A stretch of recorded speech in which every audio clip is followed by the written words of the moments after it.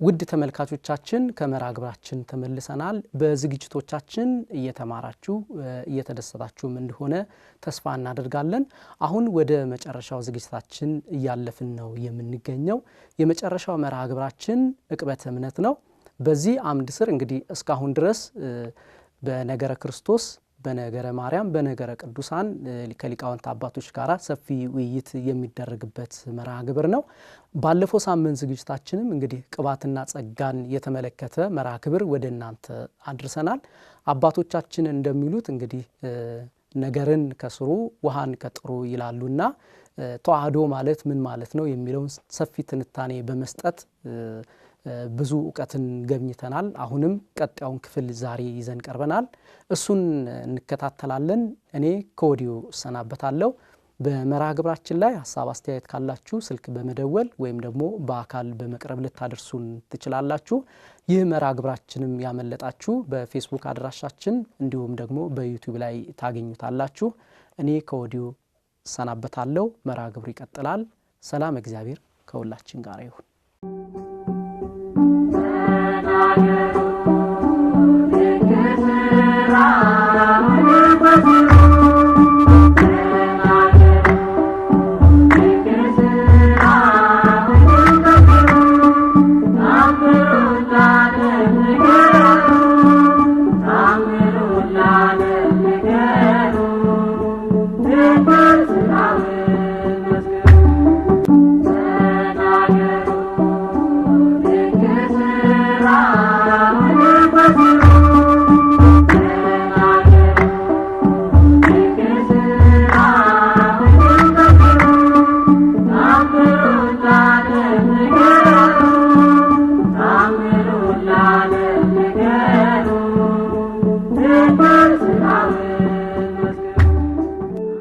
ዳግመኛም ብዙ ክደትን ተናገሩ።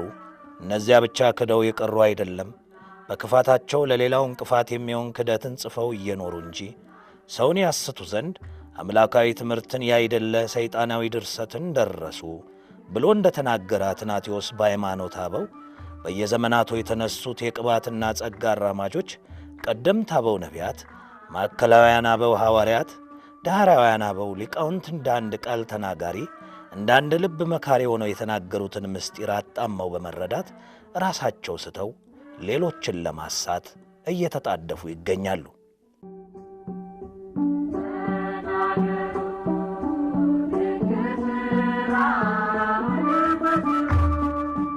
ሰላም ጤና ይስጥልን። የዕቅበተ እምነት አምዳችን ተመልካቾች፣ የእግዚአብሔር ቤተሰቦች እንደምን ሰነበታችሁልን?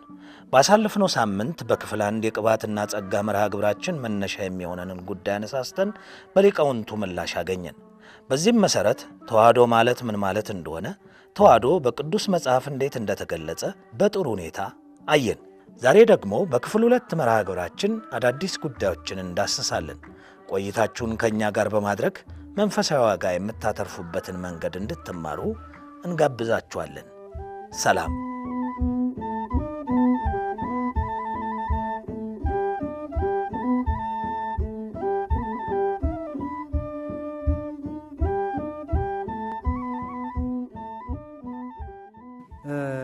እንግዲህ ተመልካቾቻችን እስካሁን ሁለቱ መምህራን ስለ ተዋህዶ በብሉያትም በሐዲሳትም በመጽሐፍ ቅዱስ የተገለጡት ነቢያት የቆጠሩት ሱባኤ የተነበዩት ትንቢት ከሐዋርያት ጋር የተገናኘ ነቢያት በመደመዱ ሐዋርያት ገደገዱ እንዲሉ አበው እሱን በሚያሳይ መልኩ ሁለቱ ሊቃውንት አቅርበውልናል። ቀጥሎ ያለውን ደግሞ ስለ ተዋህዶ ነገር በምሳሌ ዜባ ባህሌ እንዲሉ አበው ስለ ተዋህዶ የቤተ ክርስቲያን አስተምሮ መሰረት ያደረገ ምሳሌዎችን ደግሞ መላከ ምሕረት የተወሰነ ሐሳብ ይጨምሩልናል።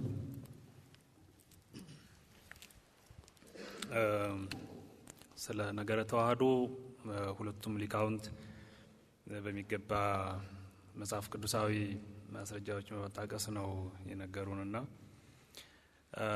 በመጽሐፍ ቅዱስ መሰረትነት በቃል ሥጋ ኮነ መሰረትነት ተነስተው የተማርነው ያ ነገር በምሳሌ ዘይሐጽጽ በሚባል ወይም ሙሉ በሙሉ ሊገልጥ በማይችል ፈጣሪን ግን ፈጣሪ በፈጠራቸው ታላቁን እግዚአብሔርን አቅርበው ረቀቅ ያለውንም አጉልተው ሊያሳዩ በሚችሉ በተፈጠሩ ሙሉ በሙሉ ሳይሆን በከፊል በሆነ አቅም ለኛ አእምሮ በሚመጥን መንገድ ሊገልጹ የሚችሉ ተብለው የተጠቀሱ ምሳሌዎች አሉ በተዋህዶ ዙሪያ ላይ ያስረዱ የሚችሉና እነሱን አንዳንዶቹን አለፍ አድርገው ለማየት ተዋህዶ የሚባለው ነገር መጽሐፍ ቅዱስን ብቻ ጠቅሶ ለመረዳት ከበድ ያለም ከመሆኑ ጋር ተያይዞ ነው ምሳሌዎች እንዲጠቀሱ አስፈላጊ ነው የተገኘው። መጽሐፍ ቅዱስ ብቻ ጠቅሶ ሐዲስም ብሉይም ሌላውንም የቤተክርስቲያኒቱን መጽሐፍት ውስጥ ገብቶ በመጥቀስ ብቻ ለመረዳት በጣም ከባድ ነው።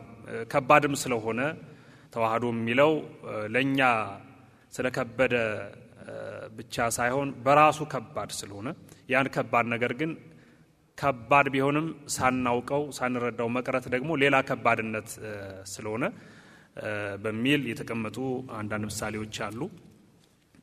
ለምሳሌ በተፈጠረው ነገር በምናየው ምናውቀው አብሮን ያደገን አንድን ምሳሌ ስናነሳ ፀሐይን ማንሳት እንችላለን። ፀሐይ ከኛ በላይ ቀና ብለን ሁሉ ጊዜ የምናያት ከአኗኗር ስርዓታችን ጋራ ውህደት ያላትና የምናውቃት ስለ ፀሐይ ሁላችንም እውቅናዋለንና እሷን የተፈጠረችዋን ፀሐይን አንስተን ነገረ መለኮትን ነገረ ተዋህዶን ነገረ ሥላሴን አቅርባ ልታሳየን የምትችል ተምሳሌት ሆና ትጠቅሳለችና ፀሐይን ሶስት ነገሮች እናገኝባታለን። በስም አንድ ነች። በዚህ ዓለም ውስጥ መተኪያ ሌላ ሪዘርቭ የሌላቸው የሚባሉ ፍጥረታት አንዷ ፀሐይ ነች። በውስጧ ግን ሶስት ነገሮች አሉ። አይነጣጠሉም፣ አይጠፉም። በስነ ፍጥረት አብረው ያሉ አብረው የሚኖሩ ናቸው። አብረው አገልግሎት የሚሰጡ ተለያይተው የማያውቁ እነዚያም ብርሃን አለ፣ የፀሐዩ ክበብ የምንለው አለ፣ አካሉ ሙቀት አለ። ሶስት ነገሮች ሙቀትም ብርሃንም የፀሐይ አካል ሶስት ያላት አንድ ፀሐይ ግን ስሙ አንድ ነው። ሁለት ወይም ሶስት ልትባል አትችልም። ሶስት ነገሮች በውስጧ ስላሉ አንድ ፀሐይ ብለን ነው የምንጠራው። ሶስቱ የየራሳቸውን ስራ ሲሰሩ ስላየን ስለሚታዩ ሶስት የሚል ቁጥር ልንሰጣት አንችልም። ሁሉ ጊዜም አንድ ነች። ብርሃን የፀሐይ አካል ነው። ባለችበት በሰማይ ሆና ብርሃኗ ዓለም የሚጠቀምበት በዓለም የመላ ለዓለም ያላድሎ አገልግሎት የሚሰጥ የሚያስፈልግ ለዚህ ትውልድ ለዚህ ፍጥረት ለሰው ብቻ ሳይሆን ለምድር ለሰማይም ጭምር ለተፈጠሩት ፍጥረታት ሁሉ አገልግሎት ይሰጣል። ይህን አገልግሎት ሲሰጥ ግን ከፀሐይ ተገንጥሎ ተለይቶ አይደለም፣ ከክበቡ ከአካሉ ተለይቶ አይደለም። አካልና ሙቀት ባሉበት እንዳለ ሆኖ ብርሃን ወደዚህ ይመጣል። በክበቡ ልክ ማለት ነው። በክበቡ ልክ ወደ ምድር ይወርዳል። ብርሃነ ፀሐይ ይረጫል፣ አገልግሎት ይሰጣል። ይህን ብርሃኑን በወልድ መስላ ቤተክርስቲያን ትናገራለች።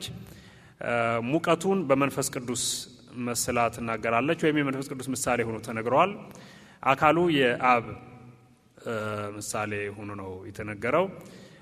ስለዚህ ብርሃንን ቅዱሳት መጻሕፍት በተደጋጋሚ ወልድ እንደሆነ ሲናገሩ የምንሰማበት ትኩረታችንም ነገረ ስጋዌ ላይ በመሆኑ ይህ ብርሃን በትንቢተ ነቢያት በትንቢት መጻሕፍት በቀደሙ የብሉይ ኪዳን አስተምሮዎችም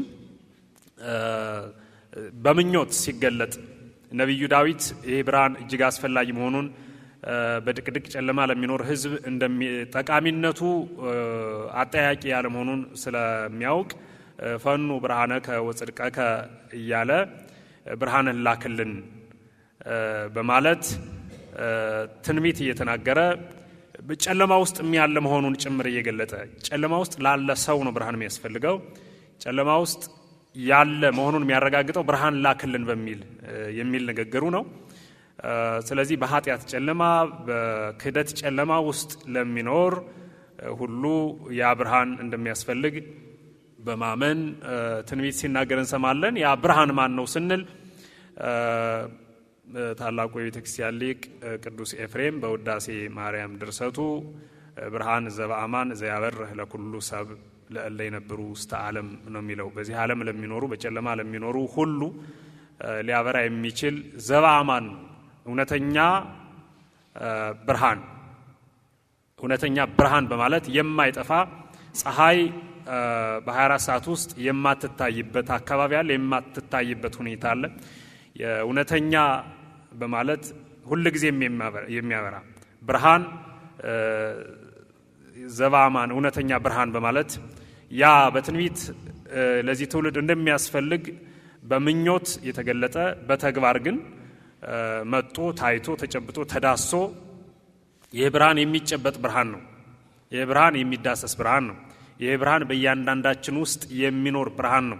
ያ ማለት በእያንዳንዳችን ሕይወት ውስጥ የመዳን ታሪክ የተከናወነበት የኃጢአት ቅዝቃዜ የኃጢአት ጨለማ ከኛ የጠፋበት ብለን ምን ወስደው በምሳሌ የተጠቀሰ አንዱ ነው። እንግዲህ ፀሐይን ስናስብ ከፀሐይ ውስጥ አንዱ ብርሃን ወልድ ነውና እሱ ወልድ ወደ እዚህ ምድር ሲላክ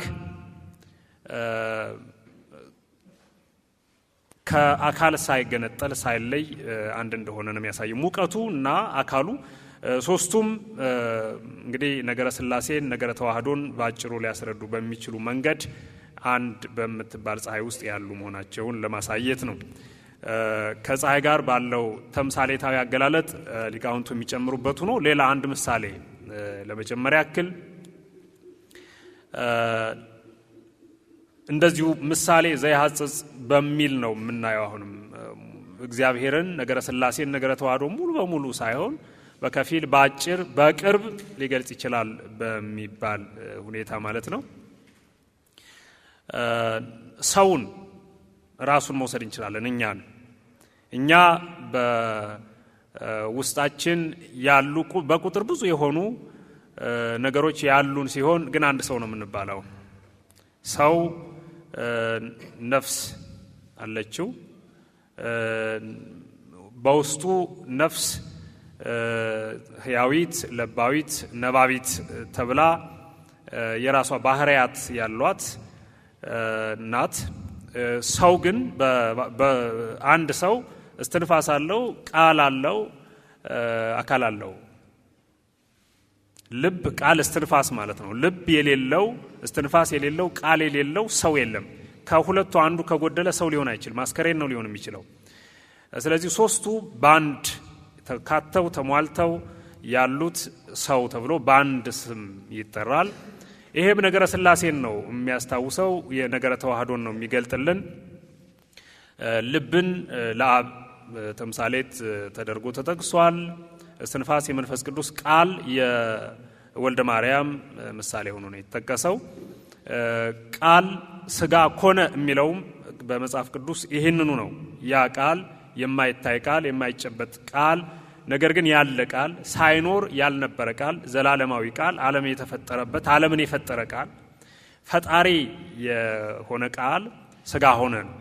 ሥጋ ሆኖ አየነው፣ ዳሰስነው፣ በላይነ ወሰተይነ ምስሌሁ የሚባለው ከእርሱ ጋር በላነ ጠጣን የምንለው አየነው፣ ጨበጥነው፣ ዳሰስነው የሚባለውም ግዝፈት ሲታሰብ ወደ ግዝፈት የመጣውም ያ ቃል ነው፣ ረቂቁ ቃልና ሶስት እስትንፋስ፣ ልብና ቃል ያለው አንድ ሰው ሕያው ሆኖ መንቀሳቀስ የሚችለው ሶስቱ በአንድ ላይ ሲሆኑ እንደሆነ ሁሉ አብ፣ ወልድ፣ መንፈስ ቅዱስ ስንልም ከሶስቱ አንዱ ፍጡር የሆነ በተለይ ካለንበት ከተነሳንበትም ርዕስ አኳያ በወልድ ዙሪያ ያሉ አስተምሮች ቀጣይ የምንመጣባቸው ወጣ ገባ የሚሉ ያሉባቸው አካላትን ይሄ እንዳይሆን ቃልን የተለየ አብና መንፈስ ቅዱስንም የተለየ አድርጎ በማየት ወጣ ገባ ማለት እንዳይኖር እርግጡን ለመናገር የሚያስችል ሶስቱ ነገሮች ያሉት አንድ ሰው እንደሚባል አብ፣ ወልድ፣ መንፈስ ቅዱስም የአንድነትና የሶስትነታቸው ነገር ሊገለጥ በሚችልበት አግባብ ካልሆነ በስተቀር ወልድን የተለየ ስጋ ከነፍሱ ጋር ተያይዞ ትምህርተ ተዋህዶ ሲነሳ ይሄ ፍጡር እንደሆነ ከማሰብ ጋር ሊዛመድ እንዳይችል ማስጠንቀቅ፣ ማገድ፣ መከልከል የሚችልም ምሳሌ ነው። እነዚህ ሁለቱ በምሳሌነት ምሳሌ ዘያጽጽ ባልሁት በቅድሙ የሚገለጥ ሌላው እና በእኔ ያሰብኩት ሶስተኛው ምሳሌ ሊሆን የሚችለው እሳት ነው። እሳት ሶስት ነገሮች አሉት። ብርሃን አለው፣ ሙቀት አለው፣ ነበልባል አለው። ሶስት ነገሮች ያሉት ስሙ ግን አንድ እሳት ነው። ይሄ እሳት ሶስት ነገሮች ያሉት ሆኖ በአንድ ስም እየተጠራ ሶስቱም የራሳቸው አገልግሎት ሲሰጡ ግን በጋራ አንድነታቸው ሳይለይ ሳይገነጠል ነው ሊሆን የሚችለው። እሳት ብርሃን የሚሰጠው ከሙቀቱና ከነበልባሉ ጋር ተዋህዶ አንድ ሲሆን ነው። ስለዚህ እሳት ለነገረ ተዋህዶ ለትምህርተ ተዋህዶ በምሳሌነት የተጠቀሰ ነው። እሳት በነገረ ተዋህዶ ውስጥ በምሳሌነት ከተጠቀሱት አንዱና ሶስቱን ነገሮች ሰው፣ ፀሐይ፣ እሳት ምሳሌ ዘያጽጽ በምንለው ስር ውስጥ የተካተቱ ምሳሌዎች ናቸው። እንግዲህ የራቀውና የረቀቀውን ሊያቀርቡልን ይችላሉ በሚል ሊቃውንት ያስቀመጧቸው ምሳሌዎች እነዚህ ናቸው። በእኔ በኩል ይሄን ያለኝ የመላከ ምሕረት ሐሳብ ላይ እንድናገር የሚገፋፋኝ ሐሳብ ስለመጣ ነው ውስጤ ላይ የተቀበልኳቸው። እንግዲህ በምሳሌ ማስረዳት የሊቃውንት ያስተምህሮ ዘዴ ነው የሚሆነው። ትምህርቱ ለሰማያን ቅርብ እንዲሆን ነው። በተለይ ደግሞ ምስጢረ ተዋህዶ ለአማንያን ወይም ለሰማያን በእምነት የምንቀበለው ነው እንጂ የሚሆነው በሐሳብ ደረጃ እንዲሁ እንረዳው ብንል ከባድ ነው የሚሆነው።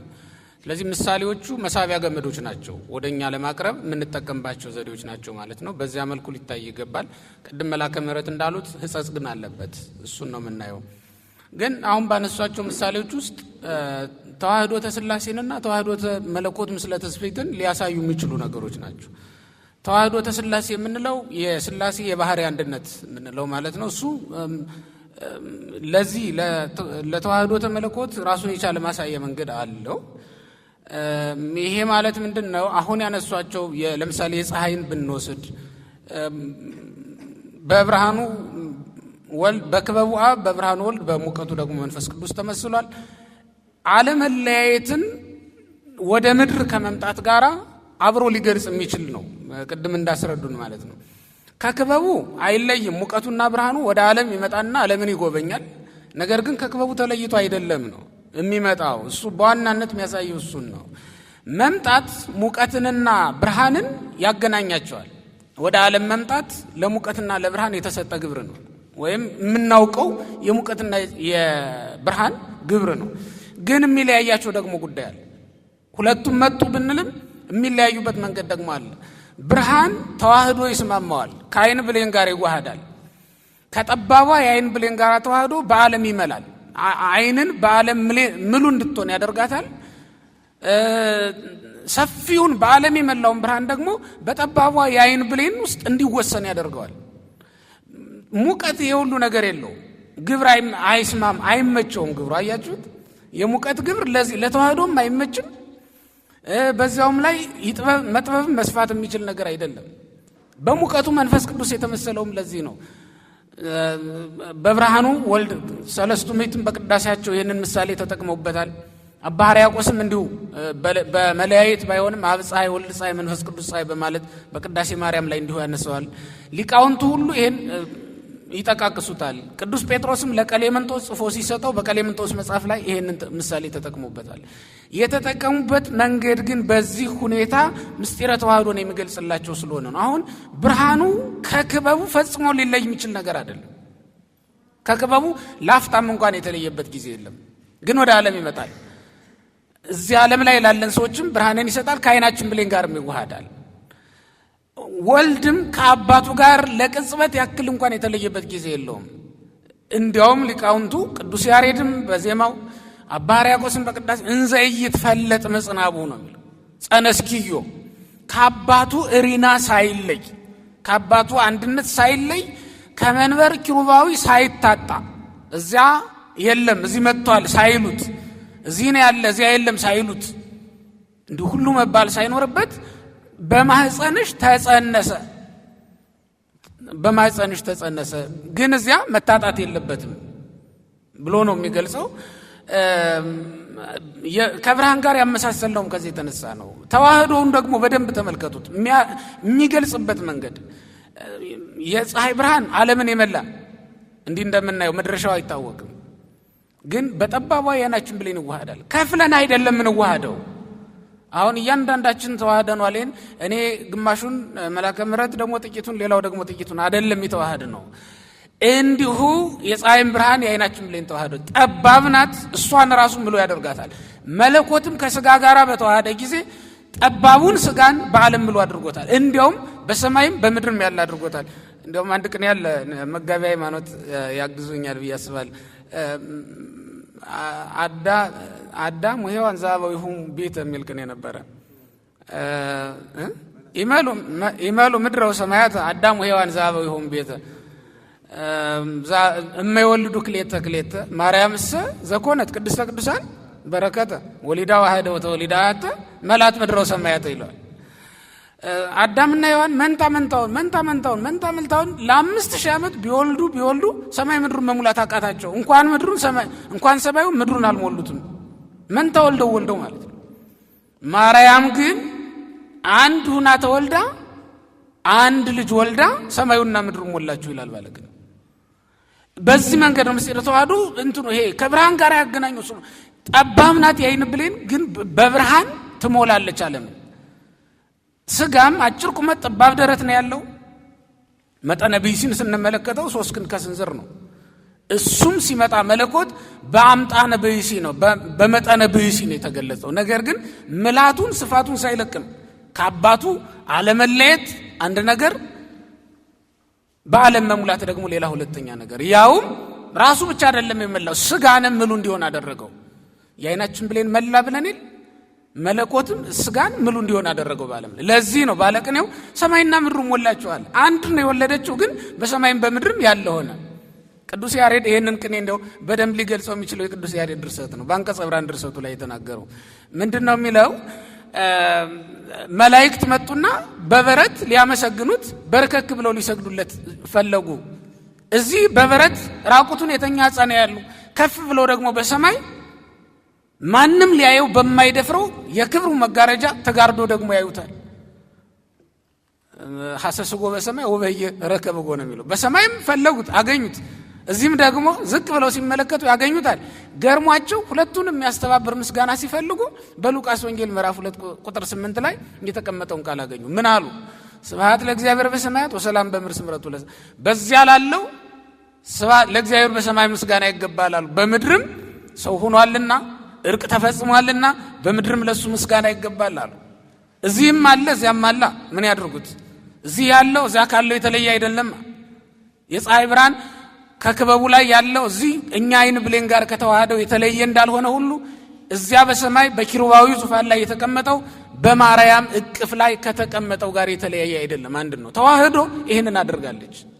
ተዋህዶ ይሄ ምሳሌ ሊያብራራልን ሊገልጽልን የፈለገው ነገር እሱን ነው።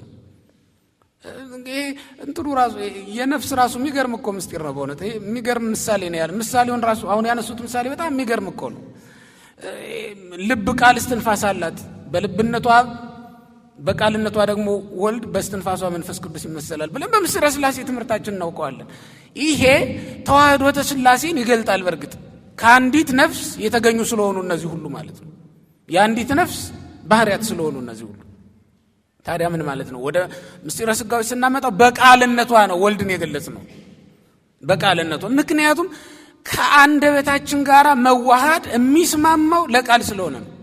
ለእስትንፋስ አሁን አይስማማም። ተዋህዶ ግን ያለ እስትንፋስ ቃል አይዋሃድም። ቁም ነገሩ እሱ ላይ ነው ይውላችሁ። በዚህ የተመሰለበት ሁሉም ተያያዥነት ስላላቸው ነው ምሳሌዎች። ያለ እስትንፋስ ቃል አይዋሃድም ከአንደበታችን። ምክንያቱም ከልብ አውጥቶ ሰረገላ ሆኖ ወደ አንደበታችን የሚያደርሰው እስትንፋስ ነው። እስትንፋሳችንን ከቃላችን ለቅጽበት እንኳን መለየት አንችልም። አሁን እስትንፋሱን ውጦ ቃል ብቻ መናገር የሚችል ማን ነው ከኛ መካከል? ማንም አይችልም። ለዚህ ነው በቃልነቷ ወልድ የተመሰለው። መዋሃድ ግን በተለየ ሁኔታ የቃል ጉዳይ ስለሆነ እስትንፋሱ አዋሃጅ ነው። መንፈስ ቅዱስንም በቤተ ክርስቲያናችን አስተምሮ ቢያነጻ ቢከፍል ቢያዋህድ መንፈስ ቅዱስ ነው ብለናል።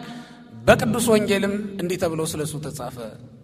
ጸነስኪ መንፈስ ቅዱስ ተረክበት ጽንስተ መንፈስ ቅዱስ በማቴዎስ ወንጌል ምዕራፍ 1 ቁጥር 18 ላይ ከመንፈስ ቅዱስ የተነሳ በግብረ መንፈስ ቅዱስ ጸንሳ ተገኘች እንበለ ዘራቢሲ።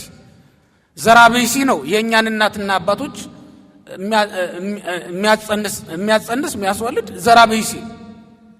እኛ እንድንወለድ ምክንያት የሆነ ዘራቢሲ ነው። ደመ አንስት ነው፣ ደመ ትክቶ ነው። እሱን ግን ግብረ መንፈስ ቅዱስ ነው አለ። ልብን ከቃል ለማውጣት እጅ አያስፈልግም። ልብን ከቃል ለማውጣት በእጅ አይደለም እናወጣው። ሌላውን ነገር ከኪሳችን ከሌላም ነገር በእጃችን እናወጣ እንችላለን። ልብን ግን ከቃል የሚያወጣው እስትንፋስ ብቻ ነው። እደብይሲ ደግሞ በሌላው ሊቅ አስተምህሮ መሰረት የወንድ ዘር ምሳሌ ተደርጎ ተወስዷል። የወንድ ዘር ያላረፈባት ለማለት ዘእንበለ እድ። ይሄ ዳንኤል ያየው ራእይ ላይ ሲተረጎም የሰዎች ሳይፈነቅለው ብለን የለ የሰዎች ሳይፈነቅለው በትንቢተ ዳንኤል ምዕራፍ ስንት ነው? ምዕራፍ 4 ላይ ነው የተቀመጠ ምሳሌ አለ። የሰዎች ሳይፈነቅለው የሚለው የሰዎች የተባለው የወንድ ዘር ማለት ነው ተብሎ ይተረጎማል በቤተ ክርስቲያናችን ትርጓሜ መሰረት። እና ምን ለማለት ነው? የወንድ ዘር ምክንያት ሳይሆናት በግብረ መንፈስ ቅዱስ ቃል ከስጋ ጋር እንዲዋሃድ ድንግል በድንግልና እንድትጸንስ አድርጓታል። ለዚህ ነው በእስትንፋስም በቃልም እየመሰሉ እንግዲህ ሲነግሩን የነበረው ማለት ነው። ክብር ይግባቸው ለአባቶቻችንና እንዲህ ባለ ቅርብ ሊያደርግ በሚችል ምስጢረ ተዋህዶን ከኛ ሩቅ የሆነውን ትምህርት ቅርብ ሊያደርግ በሚችል ምሳሌ እንዲገልጸውልናል። እግዚአብሔር ይስጥልኝ። ሊቃውንተ ቤተ ክርስቲያንን አምላከ ቅዱሳን ወላዲ አእላፍ የሆነች ቤተ ክርስቲያን ለእርሷ ክብር ምስጋና ይድረሳት። አምላከ ጉባኤ ይክበር ይመስገን። እረ ስንቱና ተዘርዝሮ አያልቅም የምሳሌው ነገር። ምናልባት ለማሳያ ያህል ነው እንጂ በተለይ ሃይማኖተ አበው በሚባለው መጽሐፋችን ስለ ምስጢረ ሥላሴ፣ ስለ ምስጢረ ስጋዌ፣ ስለ ምስጢረ ተዋህዶ አባቶቻችን ቀደምት አበው አመልተው አስፍተው ተናግረዋል። ከዛ በጥቂቱ ነው የተጨለፈው።